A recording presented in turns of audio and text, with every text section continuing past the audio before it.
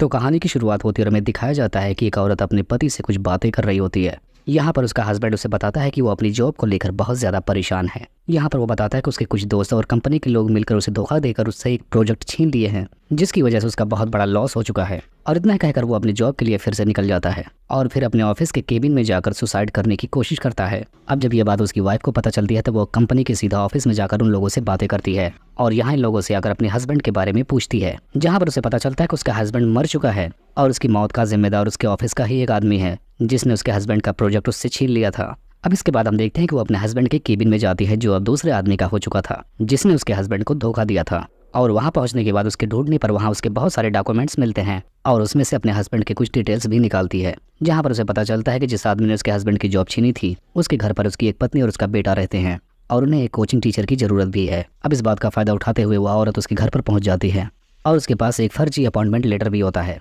और अब वो कोचिंग देने के लिए उनके घर पर रेडी थी और अब से वो उन्हीं के घर पर रहने लगती है। अब हम देखते हैं कि ये औरत डेविड के घर पे पहुंचकर उसके बेटे को पढ़ाई कराने का काम शुरू कर देती है और यहाँ पर वो अपने कातिल अदावत से उसके लड़के के अरमान जगाती है, जिसे देखने के बाद उस लड़के का माहौल बिगड़ने लगता है, लेकिन वो जैसे तैसे खुद को कंट्रोल रखता है। अब हम देखते हैं कि रात के टाइम जब वो औरत अपने कपड़े बदलती है तब ये लौंडा उसे छुपकर देख रहा होता है और ऐसा करते वक्त इसे बेहद मजा आ रहा था। लेकिन तब तक उस लौंडे की नौकरानी वहां पर आ जाती है, जो उस लड़के को वहां से जाने को बोलने लगती है, जिसकी वजह से इस लौंडे का मौसम बनते बनते बिगड़ जाता है। अब हम अगली सुबह इस औरत की एक और नई चाल देखते हैं, जहां पर वो उस लड़की की मॉम की चाय में कुछ नशीली दवाइयां मिला देती है और फिर वो वहां से सीधा उसके बेटे के पास जाती है, जहां पर वो उसे अकेले अपने साथ ले जाती है, जहां पर वो उससे बहुत बाबू सोना करके उसे बुलाती है। जिसके बाद अगली सुबह हम देखते हैं कि अब वो लौंडा जब अपने स्कूल से लौटता है तो वो फौरन अपनी टीचर को देखता है और उसे ढूंढते हुए उसके पास पहुंचकर उसे चिपकने लगता है और उसके पास पहुंचकर उसे अपना रिजल्ट दिखाता है, जहां पर वो उसे बताता है कि अब वो पास हो चुका है और इस बात के लिए वो उस लौंडिया के साथ भिड़ना चाहता है। जिसके बाद अब उसकी टीचर भी उसके साथ उसका काम करने में आसान कर देती है और वो पूरी रात उसके साथ रोमांस करती है। अब इधर हम दूसरी तरफ देखते हैं कि उस लौंडे की मॉम भी काफी ज्यादा परेशान चल रही थी, जिसके बाद उसका हस्बैंड उसे देखने के बाद इस हाल में काफी दुखी हो जाता है और वो अकेले में जाकर पोल खेलने लगता है। लेकिन तब तक वहाँ पर टीचर आकर उस लौंडे के बाप को भी फंसाने लगती है,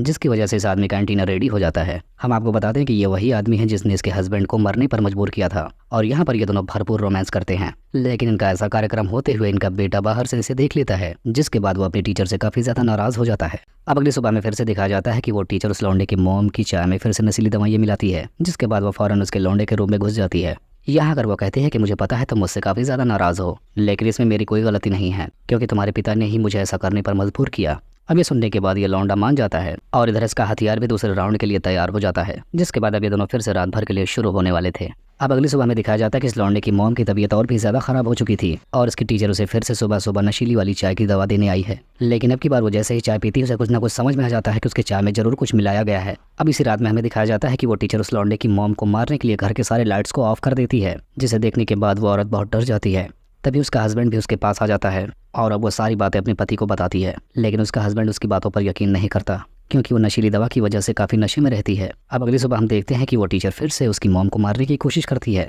और यहाँ पर इन दोनों में काफी तेज भिड़ंत हो जाती है। अब इधर हमें उस लौंडे के बाप को दिखाया जाता है, जिसने अपने साथी को धोखा देकर उसकी ऑफिस को हड़प लिया था। यहाँ पर उसे केबिन में अपने दोस्त की एक फोटो दिखाई जाती है, जिसे देखने के बाद वो समझ जाता है कि वो औरत जो उसके घर में है वो उसकी ही बीवी है और वो उन लोगों को पेलने के लिए सिर्फ वहां पर आई है। जिसे देखने के बाद वो सारा माजरा समझ जाता है और फौरन अपने घर की तरफ भागने लगता है और अब घर आकर देखता है कि वो टीचर बस उसकी बीवी को अब मारने ही वाली थी, लेकिन तब तक वो उस टीचर को धक्का मारकर घर से बाहर फेंक देता है। जिसके बाद अब उसके घर पर पुलिस भी आ जाती है, लेकिन वो टीचर वहां से फरार हो निकलती है। अब अगली सुबह दिखाया जाता है कि वो आदमी अपने बेटे को फोन करता है, जहाँ पर वो लोग अपने बेटे को अपने घर पर बुलाते हैं, लेकिन उसे कहाँ पता था कि घर पर इतना कांड हो चुका है। इतना कहकर वो फोन रख देता है और यहीं पर हमें पता चलता है कि इनके लौंडे के साथ कोई और नहीं बल्कि उसकी टीचर ही है और उसका अगला टारगेट अब उसका बेटा है। और इसी को दिखाते हुए इस कहानी का यहीं पर एंड हो जाता है।